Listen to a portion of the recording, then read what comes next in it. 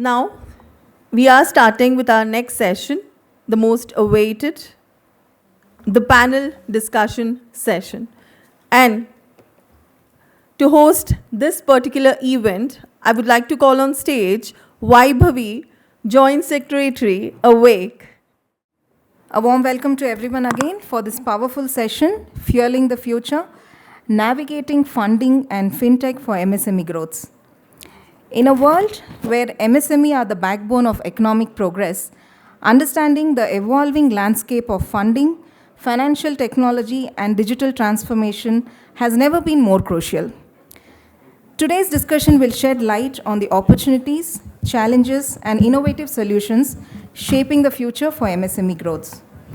We are honored to have an exceptional panelist with us today. It's my privilege to introduce the brilliant minds joining us on stage.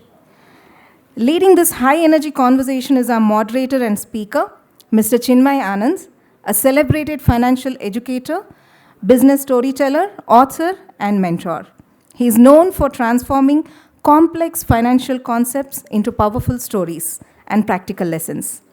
His work has shaped the thinking of thousands of entrepreneurs, professionals, and students across the country.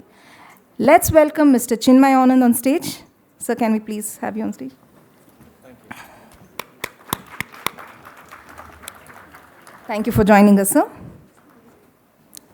Moving on, I would now request our next panelist, Ms. Archana Bailey, Qualified Associate Consultant, Guru and Jana Chartered Accountants, a dynamic finance professional known for her sharp understanding of compliance, financial structuring, and business advisory for MSMEs. She has worked closely with growing businesses to help them become investment ready and financial discipline. With that, thank you for joining us, Ms. Archana. Can we have a big round of applause for all our panelists, please? With that, I'm now delighted to introduce our next panelist, Mr. Debashish Pradhan, Assistant Manager, SIDBI, a seasoned development banker with deep exposure to MSME financing across sectors. He has been instrumental in driving key government schemes, enabling access to credit, and supporting thousands of small businesses through innovative lending programs and financial inclusion initiatives. Let's keep the energy going as we welcome our next panelist, Mr. Devraj, MSME Director, a driving force behind MSME development and policy implementation. He works at the heart of enterprise growth, supporting entrepreneurs and resources, guidance and ecosystem building initiatives. His leadership has strengthened MSME support structures at multiple levels. It gives me great pleasure to have all our esteemed panelists on stage. I'm honored to introduce our next panelist, Mr. J.C. Tumurugan, WCMS Investments, an accomplished investment professional with expertise in business scaling, market strategy, and financial planning. He brings a strong understanding of how enterprises can attract capital, plan long-term growth, and navigate the challenges of expansion. Let's give a big round of applause to all our distinguished panelists. And now, with great pleasure, I hand it over to our moderator, Mr. Chinmay Anand. Over to you, sir. Thank you, Vaibhavi ma'am, for introducing all of us. You made my job a little bit easy. It's great to be here in this particular auditorium, Manipal Academy. The person who comes to my mind is obviously TMA Pai. I was told back in 1950s, he went around pretty much covering 200 kilometers of radius around Manipal, raising funds. And he had come to my grandmother's place, which is a place called Gudde Keri near Agumbe. And those days, my great-grandmother, her name is Kadama.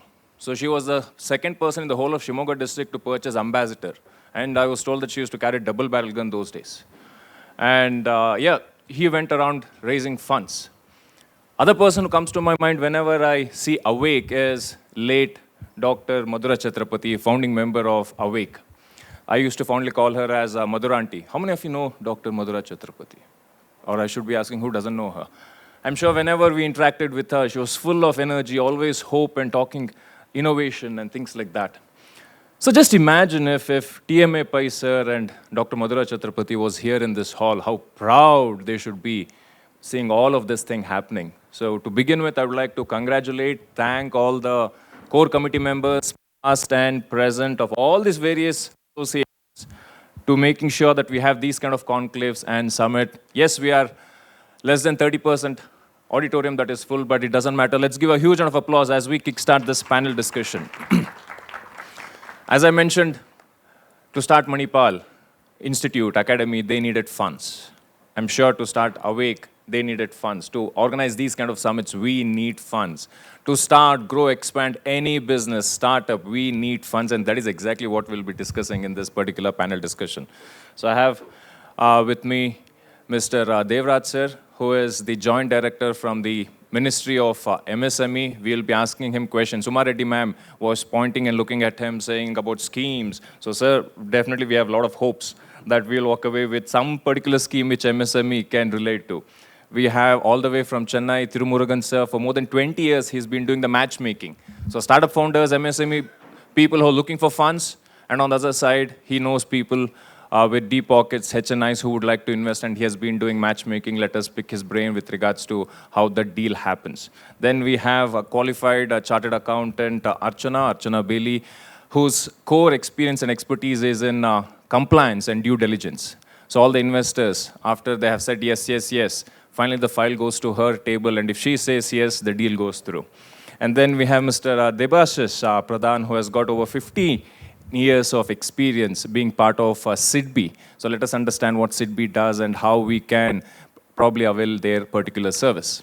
Well, I would like to start with Devraj sir. Uma Reddy ma'am was talking about all the schemes, all the support Ministry of MSME has. But many a times, people are not aware of it. And you, I'm sure, on a weekly basis, you see hundreds of application and business owners approaching your department. Where do you think is the major gap, serious gap in most of these applications? Which are those boxes you think most of them don't tick? Good morning. Let us categorize into two types of entrepreneurs. Now, the existing entrepreneurs and the prospective entrepreneurs. Once I say what is the gap for the existing entrepreneurs. The existing entrepreneurs, when we see the micro and small entrepreneurs, they are the lone warriors. They'll be looking out at the unit from scratch to the making profits. So they don't find time in analyzing the schemes that has been put out from the government of Karnataka or government of India. There are a lot more schemes, and we always interact with the associations, CASIA, FKCCI, Awake, many more associations, Pinya industry associations, and we reach to them to disseminate our schemes. Many times there are participants who are new to understand what are the schemes available with the MSMEs. And many times, as the same entrepreneur asking the same question, when was this scheme launched? When the scheme is told about, they don't have the seriousness to understand the scheme or how to implement. Maybe the scheme guidelines looks very simple when they are put out. Deep inside, they may find so many other the documents to be needed to fulfill that criteria to avail the scheme. So that is one part. For the prospective entrepreneurs, they have a lot of hopes. They come with a lot of hopes that there is a scheme called Credit Guarantee Scheme for Finance. Okay, it goes up to 5 crores. It says, the scheme says collateral-free loan. But as an individual entrepreneur, as a proprietor entrepreneur, am I eligible for that 5 crores? That I should study, that I should understand. Look at my credit scores or the financial disciplines, what I have in my past accounts. So we have to analyze. So that prospective entrepreneurs with initial things will not be eligible for more than 50 lakhs, I believe. Depends on the projects and where they are going to set up and what type of a project it is. As you told about the startups. Every micro enterprise or a small enterprises starting its unit is not a startup. The startup definition itself is a different thing. It should be an innovative one the process should be innovative. So everybody thinks I am a startup. Good that they are a startup, but they don't qualify as a startup for availing these schemes, the income tax benefits that government of India has given for the startup. So they have that criteria. A small change in the process, technology advancement, these should get qualified. So these are all the small things that a micro enterprises or a small enterprises should understand and to avail the benefits of this. Thank you for sharing that, Devraj sir. In fact, I would like to pick one particular point that you mentioned. Not everyone who's starting something falls under the category of a startup. So my question to Tumurugan sir is, in layman language, who falls under the startup category and what's a startup? And who falls under the business owner category? And your observation in the last 20 years of doing the matchmaking. Good morning to all, and it's my pleasure being here. Yes, startup is a big buzzword, and within the younger community, the word goes very strong, and there is a lot of encouragement for the startup, and everyone is talking about startups. But as it's been discussed, there's no fair understanding about a startup. What is a startup?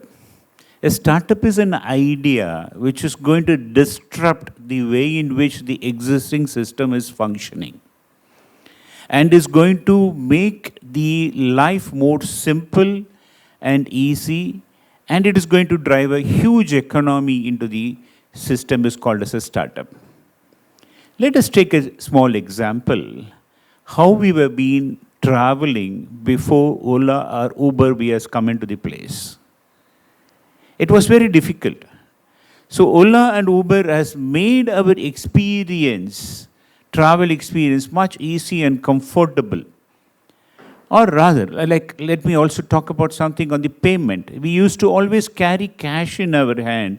Today, I think we have forgotten to carry our purse in our hand. It's all that you require is only a phone. You go with the phone, you make any type of payments. So that is the innovative idea which has transformed the existing way of operation, brought in the ease of doing things. Okay, what is business? Business is nothing but you identify a demand, and there is a demand, and you go to address that demand. It could be a manufacturing, it could be a service, or it could be technology. You identify this demand, go to address that demand is called as a business. Wherein you are not going to do any major disruption in the existing system, but you are just addressing the system, demand, and that is how you do it. So this is how you have to understand the difference between a startup and a business altogether. Thank you, Tumurugan sir. Now that he has kind of set the context and explained us the difference between startup and MSME business, I would like to know in the audience, how many of you think you fall under the category of startup by the show of hands? Okay, so you are the disruptors. Okay. How many of you fall under the category of business owners? Shall I say rest of you or majority of you? Okay, great. Now this way I think the panelists will also get an idea with regards to how they should be curating their answers. Even the question paper was leaked yesterday evening. Question to Archana. So Archana ma'am, you qualified CA and you have worked with the Big Four, and now you have been part of Guru and Jana, where you do the due diligence. So pretty much you ensure that whatever they have said is what actually is happening. What are some of the common mistakes that you keep seeing on with all these, let's say, startups and also business owners who are seeking funding? Thank you, Chinmay. It's a pleasure being here. So I think like they've already put it into buckets saying business and startup. One thing that's common, everybody needs funds. Anybody who needs funds goes to an investor and the file comes to any consultant, typically CAs or lawyers, for a financial diligence and a legal diligence.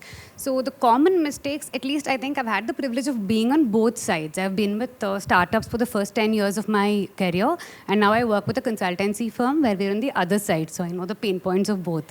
But common mistakes, like Chinmay was saying, I think what happens is in all the jargons and the buzzwords and the story that somebody is trying to present, any investor that we have seen typically look for a clear problem statement, the solution that you're bringing in, how you intend to solve it, and a tangible executable business plan that speaks numbers. How are you going to get there? What is your unit economics? What is the profit you're going to make, and what is your market? If these few key metrics are missing in your story, in the deck that you're presenting, it creates a lot of confusion and sort of, the putt does not look very clear for somebody who's looking to bet on your business. This is primary to look for in the story that you're telling your investors. Great, great. Thank you. In fact, after listening to you and also Tumurugan sir, it reminds me of one of the best definitions I came across when it comes to startup. Startup is a search for a scalable, profitable business model. And I believe if it ticks that box, maybe the investors might get excited to take it forward. Thank you. Debashish ji, you have more than 15 years of experience being part of SIDBI. Please tell us what SIDBI does, the role, and who should be approaching you, and your responsibility within that particular space. Thank you. Good morning once again. SIDBI, it's a Government of India financial institute, Small Industries Development Bank of India. It started in the year 1991. We are engaged in promotion, development, and financing of MSME. Let's understand why MSME and why funding to MSME is so crucial. In our country, in like last session, it was told, there are 7.5 crore MSMEs are there in India with revised guidelines. A MSME means where investment in plant and machinery is up to 125 crore or turnover is up to 500 crore. Means 99.99% of enterprises in India falls under MSME categories. And another is, they are performing very well. They are contributing 1/3 to the GDP, 40% to the export, and highest contribute to the employment after agriculture. Even though they are performing so well, but challenges are limitless. One of the biggest challenges is funding to MSME. Let's understand what is the biggest challenge in funding. Because the MSMEs get the funding at a very high interest rate. If you see the government data, then it says that 24% gap is there. Means in India, MSMEs need additional 30 lakh crore. And if we see women entrepreneurs, the credit gap is too high. Means there are limited supply to MSMEs by the women entrepreneurs. So there is a lot of fund requirement or funding requirement to the MSME. So SIDBI are there to provide the funding solution to MSME by way of directly or indirectly. At present, in India, total bank exposure to MSME is around 30 lakh crore. And SIDBI's exposure to the MSME is around 3 lakh crore. Means 100 rupees in India going to MSME, for 10, out of that 10 rupees, SIDBI is involved directly or indirectly. In a single line, we are working for providing funding solution to MSME, that too at a adequate funding, at a competitive pricing, at a easier term. For that, we are working, SIDBI is working for. Great, thank you. In fact, when you talk from the large country perspective, lakhs and crores, that's when we try to, we kind of sense the magnitude of how challenging this is. Because for someone who is in Pune and working, they are like, I need that 50 lakhs or 1 crore. Why is it so hard to go and get that particular thing? In fact, yesterday I was in one of the Pune industry. All the mementos that we saw, so they do that. And again, it was a woman entrepreneur, and she was saying, when I was having conversation with her, she said, sometimes I get huge order. That is when I need help. I don't need that long-term kind of a loan. But again, I understand the challenges on both sides. Now, back to Devraj sir. Can you be more specific with regards to, now that we know startups and MSME, what are some of those schemes that you think will be directly relevant to some of these startups and MSMEs, so that people in the audience can immediately relate to and probably explore and think of that as an option? See, in the definition of MSME, startup and the business owner is all same. We don't categorize as startup. We don't have specific schemes for startup. It's only MSME, registered with Udyam registration. Coming to the financial schemes, as I told, it's a credit guarantee trust for MSMEs. There is a collateral-free loan up to 5 crores that has been extended. We have Mudra loans as a business loan, which has been increased from to 20 lakhs for the businesses, any business. The traders can take the benefit. The manufacturing and service sectors, we have a lot more other subsidies, if I can say, not a subsidy, it's a reimbursement, the encouraging the certain schemes like Z certification we have, where it says zero defect components and zero effect on the environment, that certification. When 80% the subsidy is given to the micro enterprises, whereas small enterprises get 60% subsidy for getting the bronze, silver and gold certification. As such, now the micro enterprises are not seeing the benefits of the Z certification directly. In future, probably that becomes a criteria for the procurement to the centrally owned PSUs. Many banks have come forward to extend the facility of reducing the processing charges if they are a Z-certified company. And somewhere the few of the banks have reduced their interest rates also by 0.25%. A lot more encouragement has been given for that Z certification.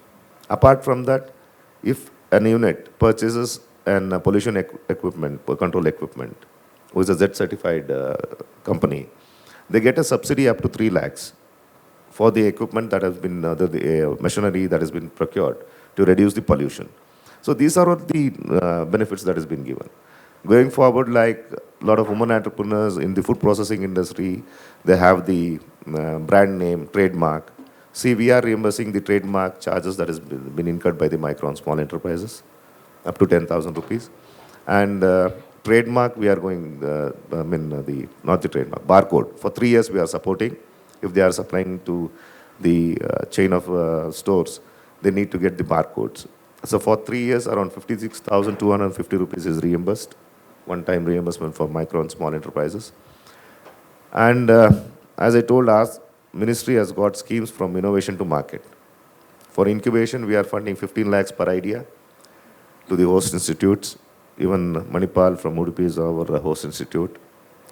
So a lot more, around 52 colleges have been, technical colleges have been identified as a host institute to incubate the idea that has been generated by the students or the MSME entrepreneurs. Likewise, design clinic scheme we have, up to 30 lakhs funding is given for micro enterprises. It's a 60-40 combination. 60% is from Government of India, 40% from the MSMEs or the individual innovator. So likewise, a lot more these type of encouragements are given in the niche areas to protect the ideas. If I saw many startups, so if it is, their idea is innovative and it has been patented, domestic patents get reimbursement up to 1 lakh. International certification patent gets up to 5 lakhs reimbursement. These are the encouragements that has been given. We have a lot more facilities in the, suppose in the market. As all women entrepreneurs know, it's a public procurement act where 3% of the overall procurement by PSUs should be procured from the woman entrepreneur. None of the PSUs have been able to reach that target. Whereas the whole of micro and small enterprises, they have crossed 35 to 40% PSUs. When it comes to women entrepreneurs, the privilege that has been given to the women entrepreneurs, they are not able to supply the goods or the services to these PSUs. So there is a gap where they can tap these opportunity. And coming to the marketing part, trade fairs, we reimburse 100% to the woman entrepreneur who participates in the trade fairs happening all over India, where Ministry of MSMEs participates. So it's up to 1.25 lakhs if it is a ACT, and along with that 25,000 contingency charges. So 1.5 lakhs if they are participating in the trade fairs that is happening in the A cities, and other cities it is up to 80,000. So a lot more encouragements are given, and the Z certification, 80% for micro another 10% extra for the women entrepreneurs. It's only 90%. So the fees is around 10,000 for bronze, 40,000 for silver, and 90,000 for the gold. So you can imagine what the expenditure would come to the woman entrepreneur if she is going for the Z certification. So a lot more financial engagement is also given to them. Thank you. So a quick follow-up question. If someone wants to know more about the Z certification, you mentioned on a high level the benefits. Should they go through a consultant or can they approach you or your department directly? Where can they get more information about the Z certification? So we are there in Bangalore and it's all on the website. It's an online platform. They can apply online. No need to go to a consultant. Consultants cannot take up this job. There are 3 levels of Z certification. There is a pledge to be taken and immediately you get a response from the QCI, which is an implementing agency. If you go to the next level, Z certification and a consultant will be deployed for you to guide them. They'll deploy the consultant. So there is not necessary to reach out to the consultant for Z certification. It is a very easy process. Bronze has 5 parameters. To qualify for the silver, we have 14 parameters, which is almost achievable. Looking at the terms, we should not feel afraid, saying that any certification is a lot of documents. It needs only 5 steps to clear the bronze certification, and 14 parameters, maybe some of the good practices, manufacturing practices, will get the silver. Another 20, as added 6, the total 20 parameters gets the gold. Statistics, if I go, around 68 Z certifications have happened in Karnataka. Roughly around 58,500 are on bronze. Gold is more than silver. So there is achievable target. Only thing is the business owners have to spend some time to go through the 20 parameters where all they can fit in easily can avail that certification. Thank you for doing that, sir. I would highly encourage all the business owners and entrepreneurs to start exploring this option rather than leaving it till the last minute. As they say, luck is the meeting point of our preparedness to passing by opportunities. So when the opportunity comes and you don't have that Z certificate, well, probably someone else might benefit out of it. Thank you for sharing that, Devraj sir. Now, Tumurugan sir, if you could quickly tell us if someone is looking for, let's say, up to 10 lakhs to 50 lakhs, 50 to 1 CR, 1 CR to 5 CR, what are some of the options that are available for them to explore? Because someone who's looking for 10 lakhs, definitely if they're trying to knock a door of an investor who doesn't invest anything less than 10 CR doesn't make sense. So if you could quickly tell us from your 20 years of experience, where exactly or how exactly or where should they start heading towards for these kind of brackets of funding?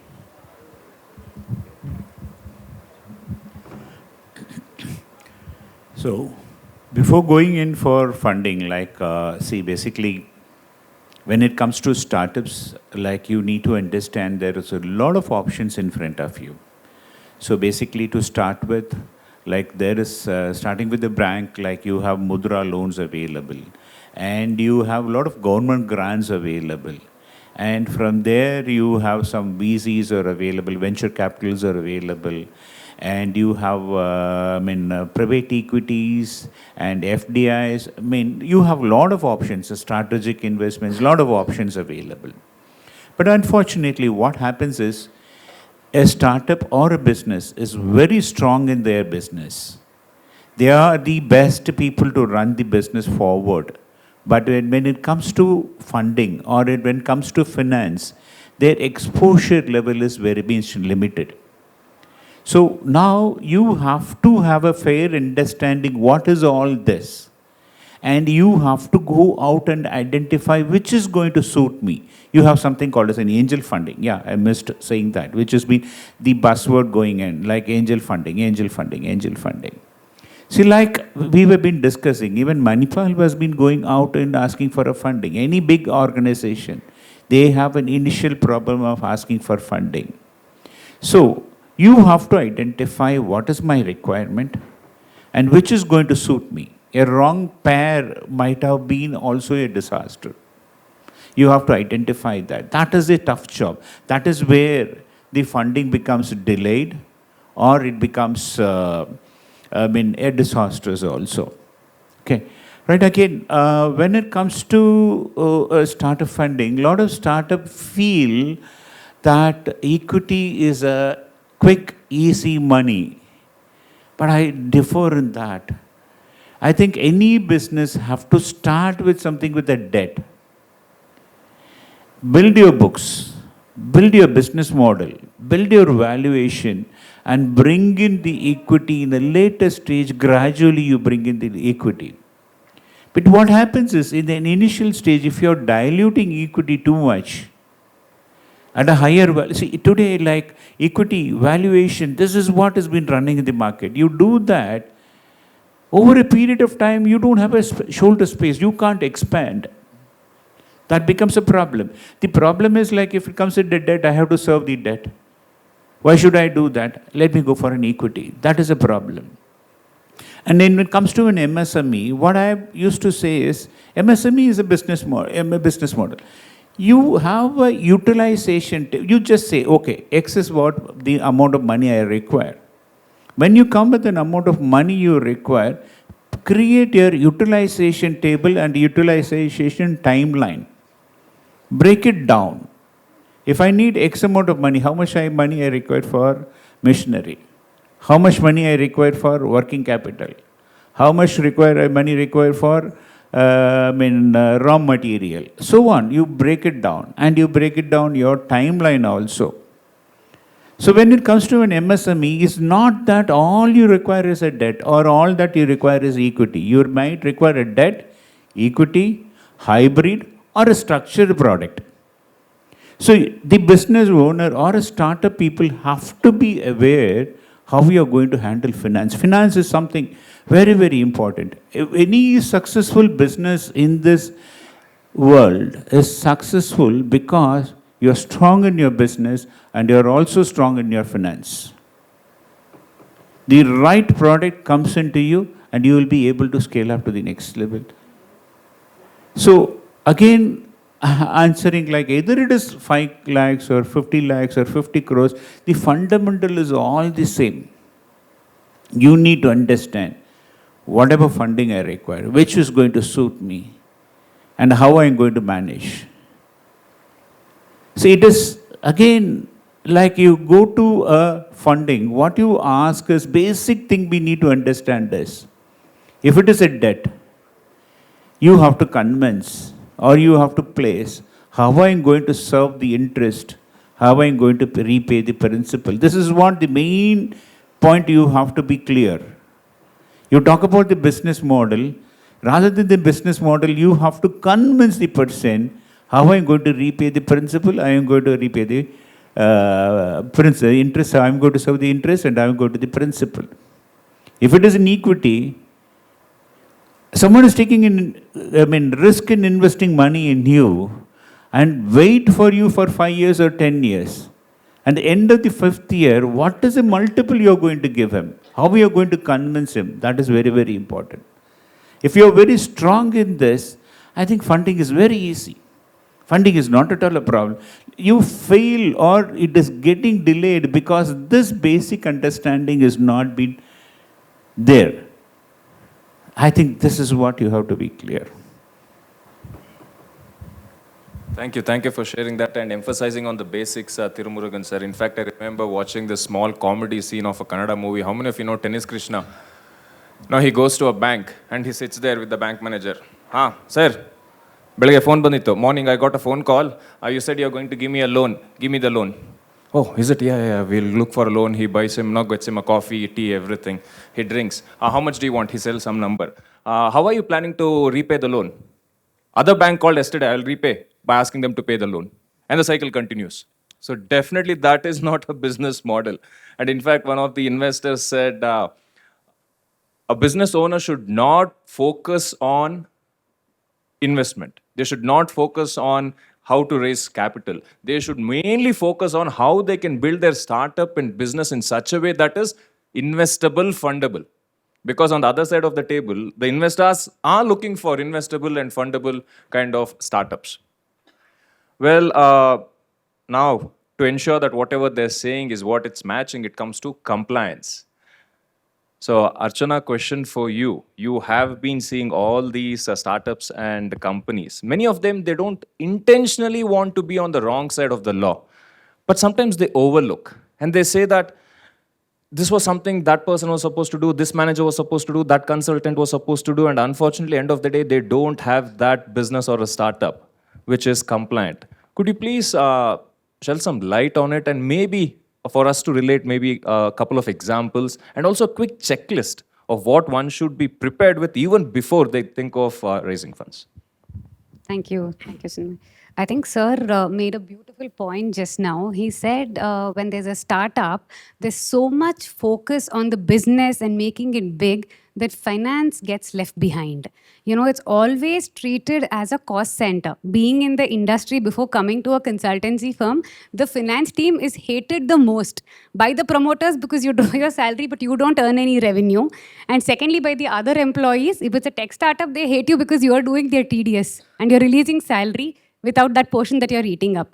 So many startups, many small businesses tend to take, I don't think it's very deliberate because like Mr. Chinmay pointed out, it happens when there is no pause on growth. You're all focused on the business, and finance and compliance, which are actually very, very essential, take a back seat for different reasons. Cost constraints, focus is not on these aspects, and many such things.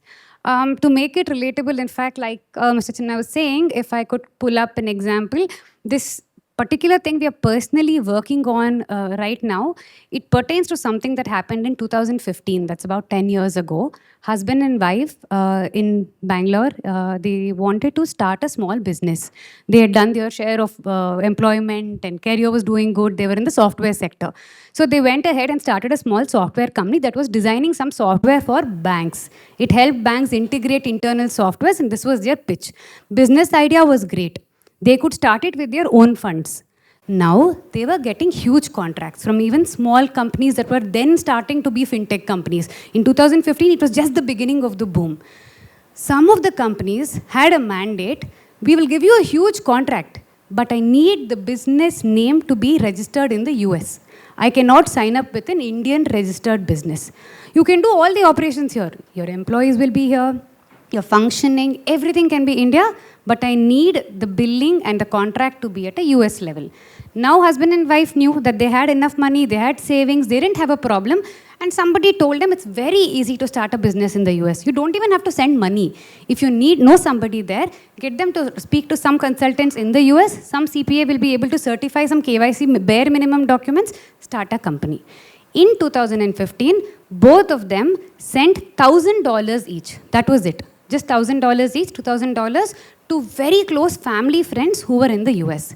These family friends additionally put in $1,000 each. They were also husband and wife couple.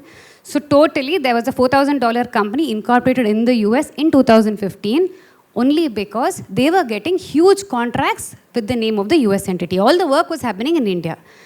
Now everything went on, no issues. 10 years later, fast forward to 2025, the company is doing really well. Nobody has raised any questions so far. Everything is going very well. There's a huge buyer in the US. Now, these two also are quite old and they want to retire. They're done. They want to put their feet up. Children are settled. They want to take a neat exit and relax in life. A very, very big potential investor in the US market approaches them and says, I'm ready to take over your business. Now, the typical DD starts. And we were not doing this DD, but somebody else was. The case came to us for a different matter. So a thorough DD was done. The price offered was excellent. All four parties were very happy. In fact, the family friends in the US were very grateful that they are getting a very good exit. Do you know where it got hit?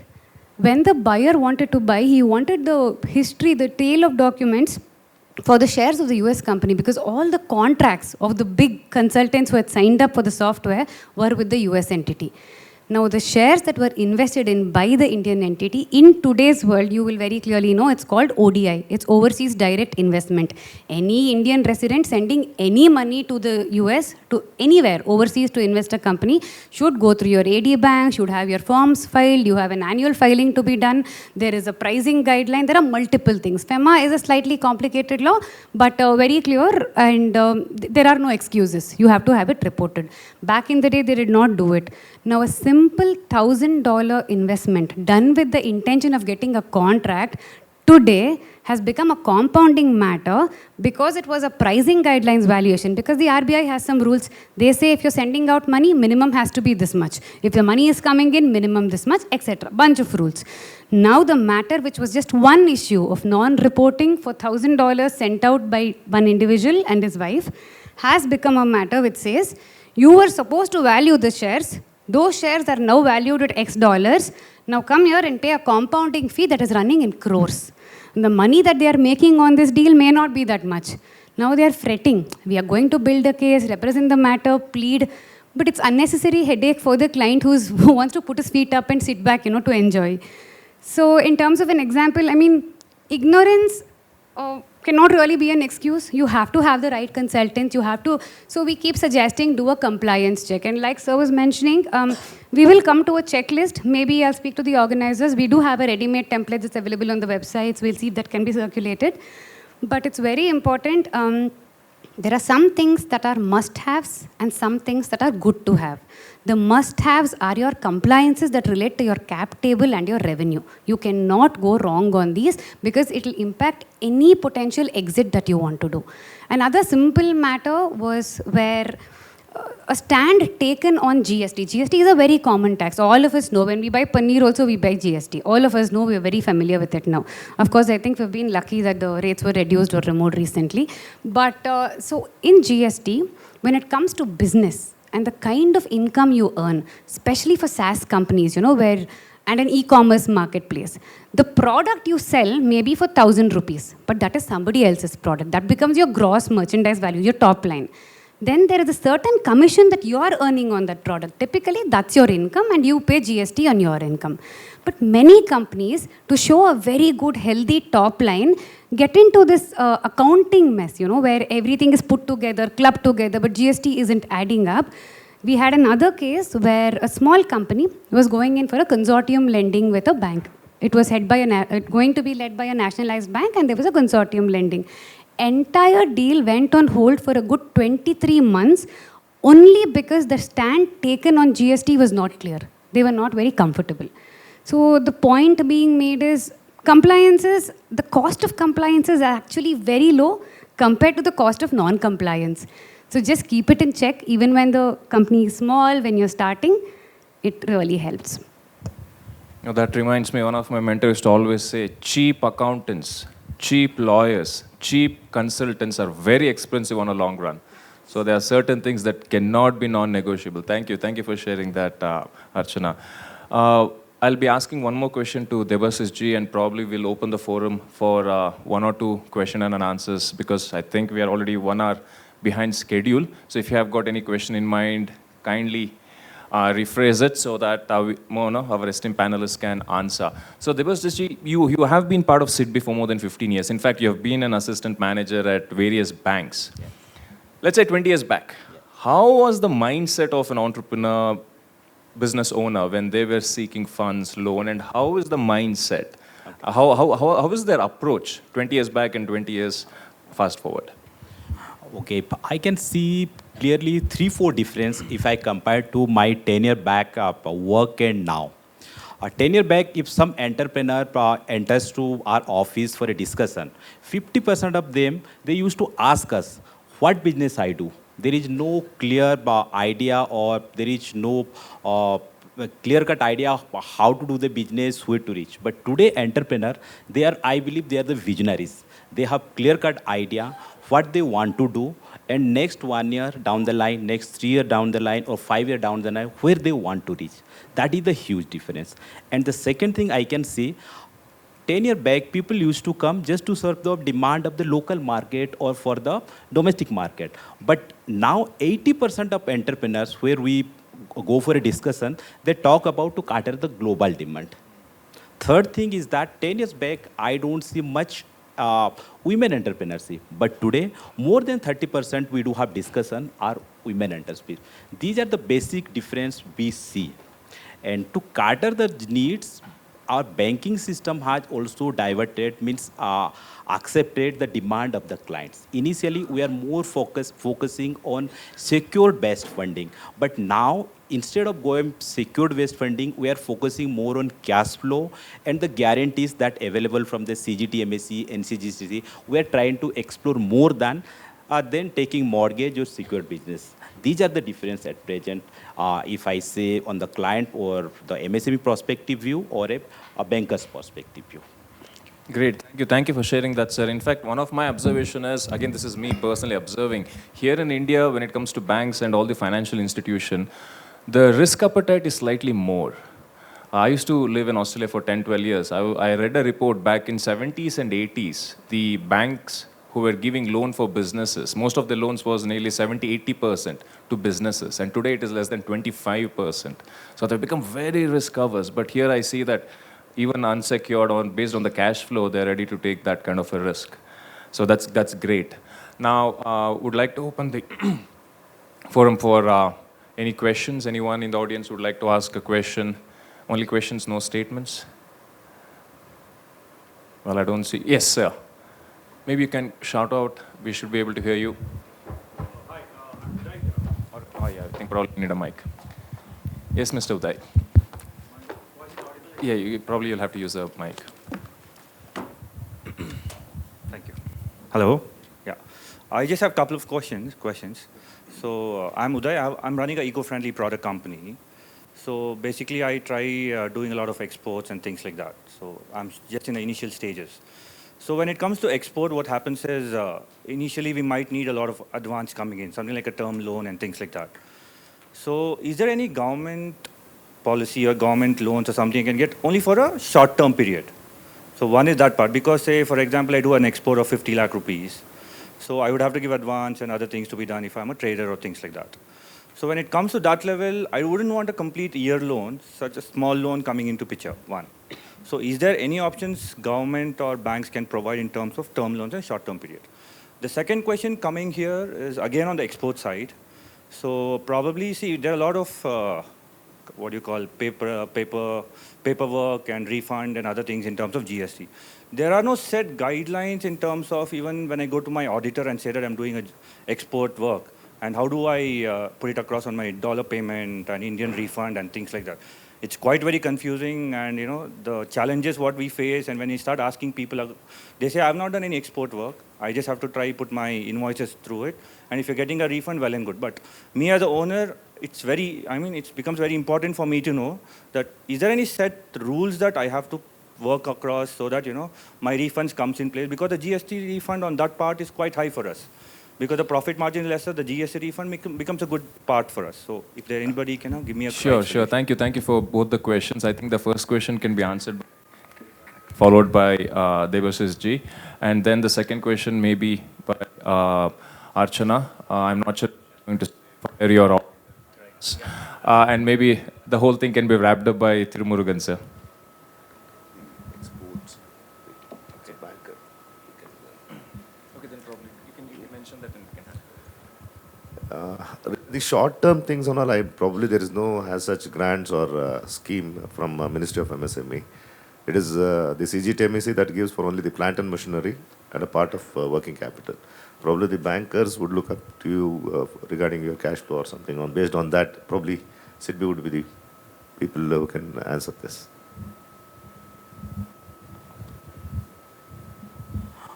Okay. From SIDBI's, we have a product. If you have any order from any defense PSU or an Indian corporate, if you have the order, then against the order we fund. But at present, we don't have any product that cater to, means if you got any order from an export, from a foreign country, that facility we don't have. But we do have working capital facility. You can avail working capital facility up to 10 crore under CGTMEC you can avail. In addition to that, recently the entire banking system for the working capital has been changed last 2-3 months. Like we, without much security and without much going detail, through system-based sanction, like automated sanctions process, most PSU bank and private bank have adopted for working capital limit up to 3 crore, where regularly you don't have to submit the stock statements or anything. There is a when you file the application, algorithm is there. If your GST database is proper, ITR is proper, within 30 minutes, your loan will be sanctioned, working capital up to 3 crore. And that entire will be covered under CGTMSE. At present, most of the banks are providing. This is the latest development during last 3 months. Otherwise, up to 10 crore, you can go for working capital under CGTMSE, where you have to provide regular state stock and book statement. That traditional product, anyhow, it's available. So your question was that you have inputs that you're not able to claim as a refund. Is that what it is? Well, yeah, one of them is that. So another point here is, see, when, for example, I'm exporting. So there are documentation which needs to be given during the clearing stages at the ports. Correct. So during that stage, you know, I give a dollar pay, I give a dollar invoice. They say, no, it's not available. You have to give an Indian invoice. Now there are two invoices coming in picture. One is a dollar invoice, another one is a INR invoice. Now the dollar payment is done by him. Now how do I recover the refund which is happening through the INR invoice? So that has become a very big confusion for us, where, you know, we actually don't know how exactly this documentation happens. Understood. There is actually a set procedure. I mean, only because you have exports that are not liable to GST, and I'm assuming you would have your other documentation in place, like your LUT, and to claim that it's not taxable. We'll have to address it specifically, but there is a specific application, and it would be wrong to say that it doesn't take effort. At least the first time to get your approval from the GST department is a time-consuming process. But after that, as far as I am aware, there is a checklist of documents to submit to the GST authorities while you file your periodic returns. On the port authorities, I'm not very clear. It is not my forte to comment on the documents, but the GST authorities, as long as your periodic returns are filed and you're within the eligible conditions where you have an LUT for the exemption and you have your input that is eligible, that should not be a challenge. We could address it if we have more details. We can have a chat later. So when it comes to a startup or MSME, like I think there are two core ideas which has been, as Madam Archana has been saying, has been ignored or been given a backseat: finance and compliance. You don't know when this is going to hit you back, and it is unfair a business owner or a startup business owner to be 100% aware of it. It dynamically changes. Keep dynamically changes. So, like, I think you should have a proper support on that. And this is a point where I am also placing within the government authorities, where a proper support has to be given to these business owners, where they can be focusing only on the business and live this compliance and finance to someone who can support them. Not all businesses are getting a perfect support on this. That is a gray or a key area that has to be addressed. That is, I do accept with that, number one. Another one is, when it comes to a fundraising, one thing we need to understand is, once I've been introduced as a matchmaker or something like that. So yes, I'm a fintech aggregator, bringing the opportunities and the resource together. So what I have understood here is, one side, the business owners or the startup people are craving in for funding. They need the funding to take up the business to the next level. That has been happening. In Bangalore, you have a lot of startup ideas. Everyone is going around, and funding for years, they are not able to attract that funding. The other side, there are a lot of investors who want to invest money. They are not able to identify a right business opportunity. So, as an investor, what happens is, I'm sitting with money is a problem. This money has to be deployed. If I'm sitting with the money, it means that I'm killing my money. It has to be invested. So, there is a problem on the both sides. If you're able to match this, I think funding is going to pour in like anything. And today, what we are, India, we have to be, each and everyone have to be proud to be an Indian. And this stage, the entire world is looking at investing in India. What else we need? As a business owner, what else we need? And Indian economy, you know very well, like we are outperforming 8.6%, fourth largest economy in this world. And shortly we are going to be the first largest economy in this world. It's going to happen. Thank you. And who's going to do that? It's all nothing but the business community is going to do that. And MSME is going to do that. Forget about the biggies. Forget about Adani's, Ambani's. Pushing India to the first largest economy is going to happen only by MSMEs and startups. So, if you're able to do that, if you're able to have a straight focus, funding is not at all a problem.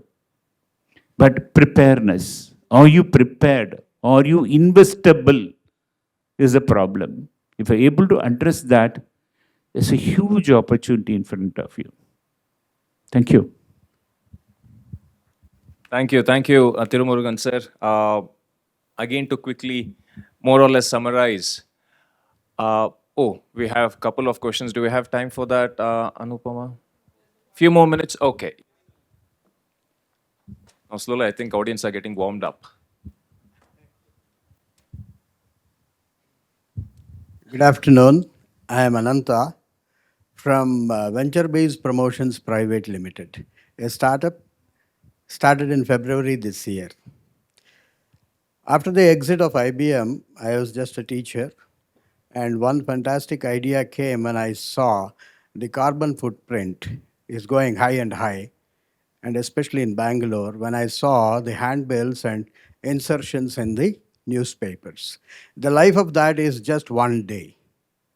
And if we look at the internet, one A4 size sheet to produce, it takes 4 grams of carbon dioxide, which is a greenhouse gas, traps the temperature.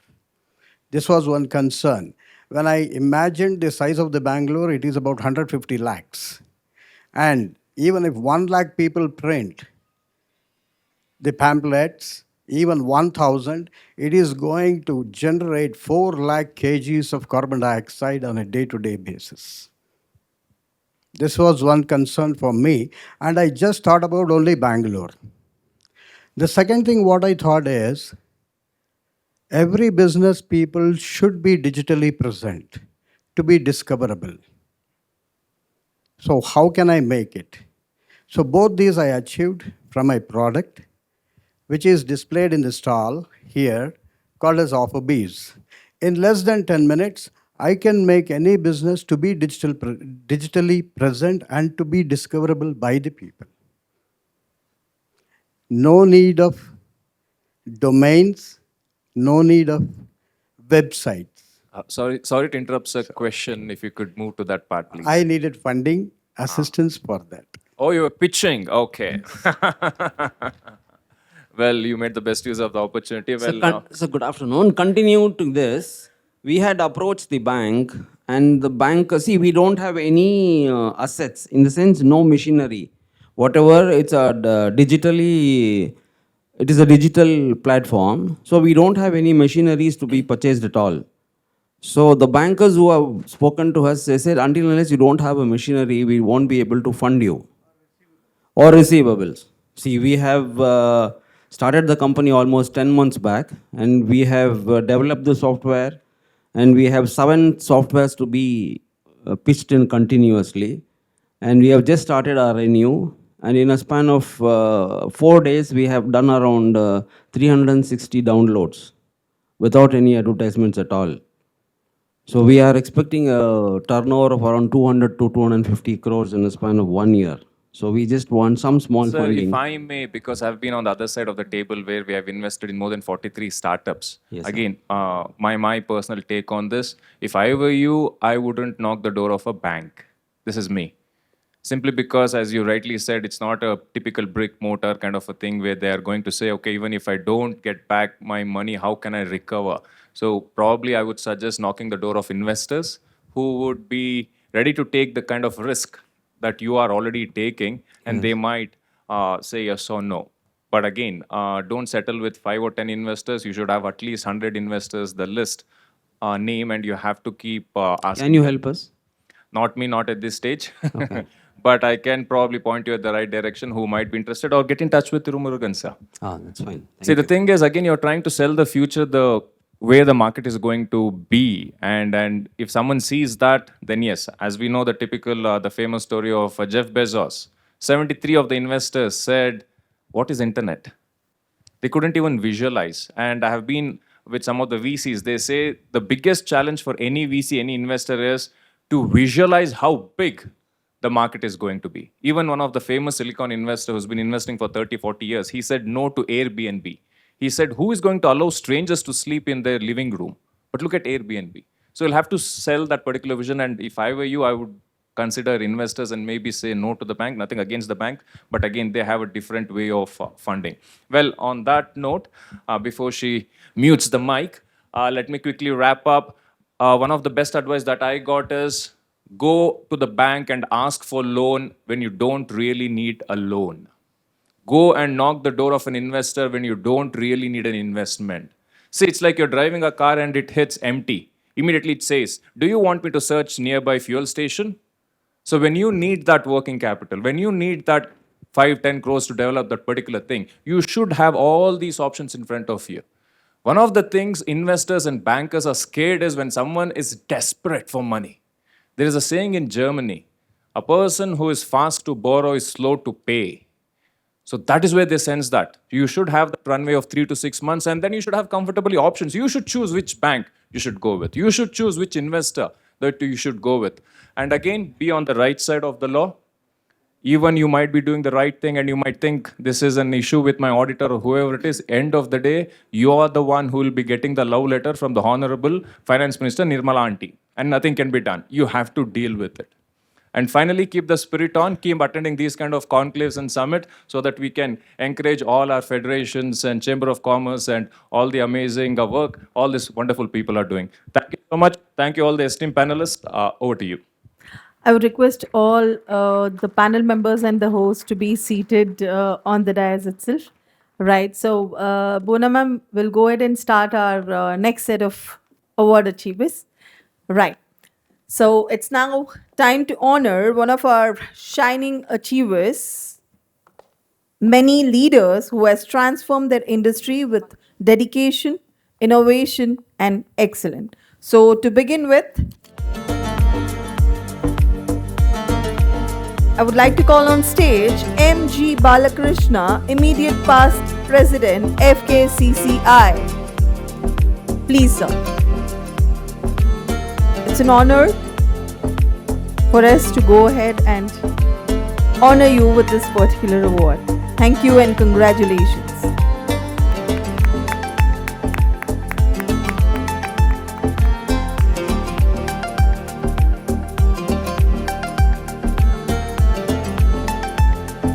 Clapping से energy बढ़ती है.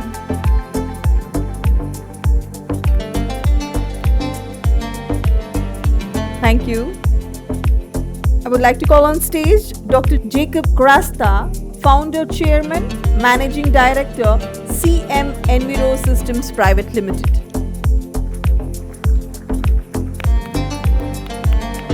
Congratulations.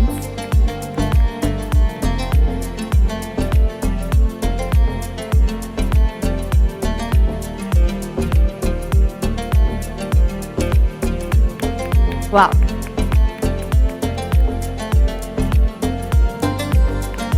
Congratulations, Dr. Jacob. Now I would like to call on stage Geeta Shetty, founder, Grooming Gurukul Private Limited. Okay, she's unavailable over here. Mr. Karthik Narayan, founder, Trishul Investments.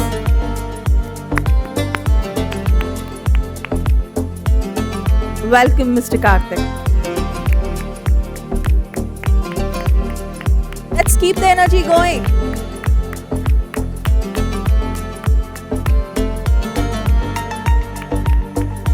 Congratulations, Mr. Karthik.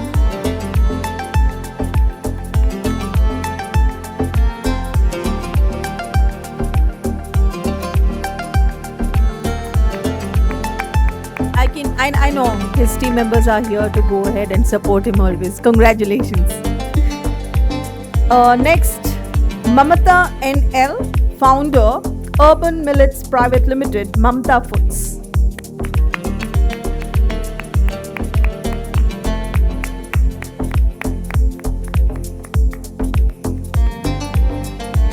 Congratulations.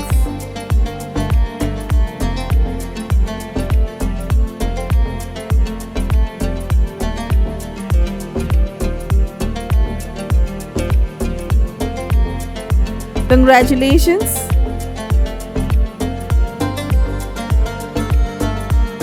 I would like to call next Shilpa Gowda, MD, BNB Hospitality Services Private Limited.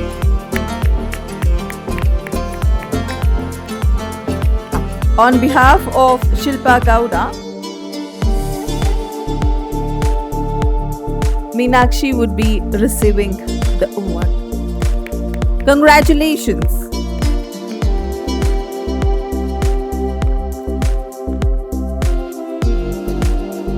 Next, I would like to call on stage Chittamani Gundappa, Padma Sheshadri, proprietor, Aditya Restaurant, Taj Mahal Hotel.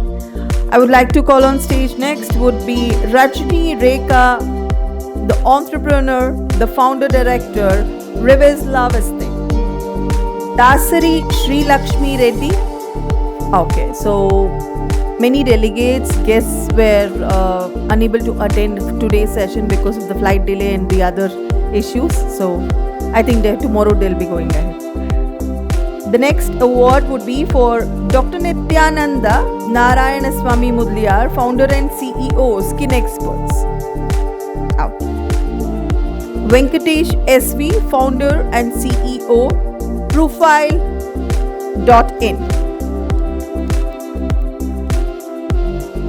Hope I pronounced it right. Congratulations, Mr. Venkatesh.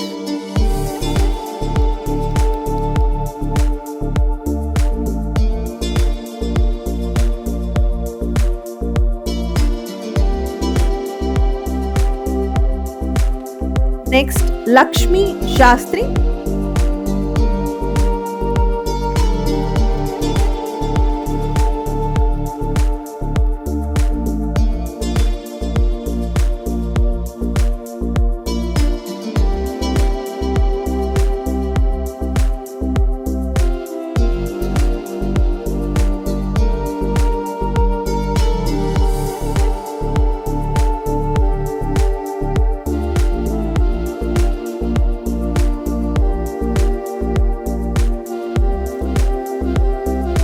Raj Narayan Gorur. Mr. Raj Narayan Gorur, may I have you on stage, sir, please.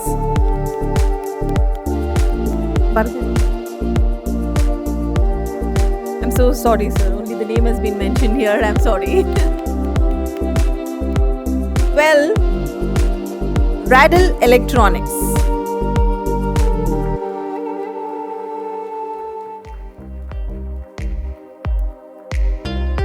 I'm sure most of you are aware over here, clapping improves your immunity, it boosts your confidence level. There is a blood circulation which happens, and they are the acupressure points. Well, the next award will be Mr. Sanjeev Keskar. Mr. Sanjeev Keskar, we would like to have you on stage, sir, please. Congratulations.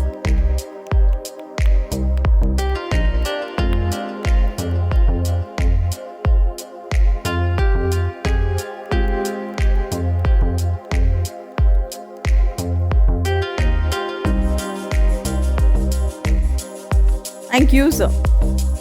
Dr. Naga Hanumaya, CMTI. Let's have a huge round of applause, please.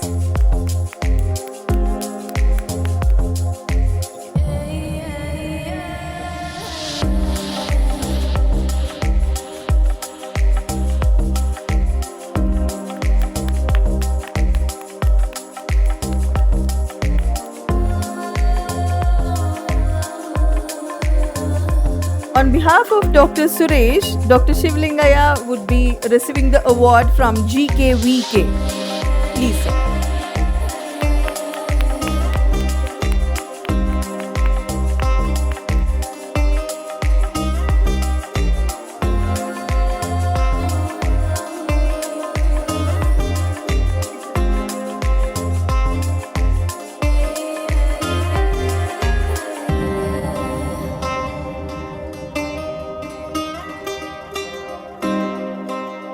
Congratulations.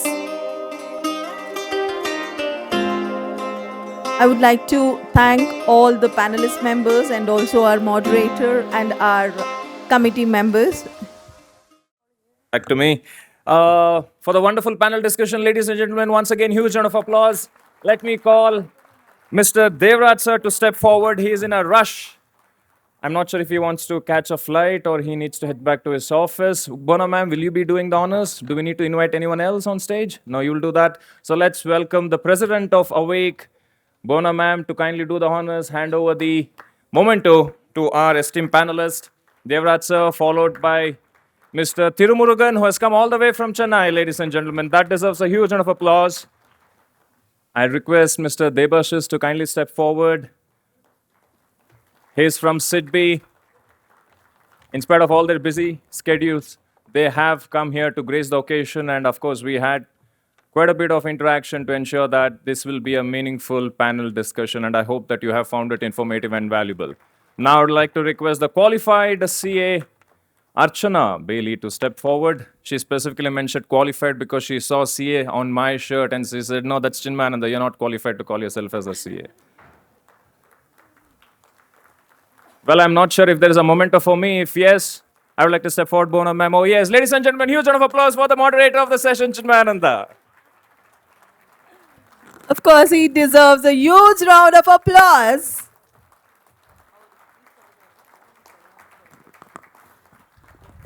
You lit the stage. You made the moderators actually speak. Thank you so much for being here as a moderator.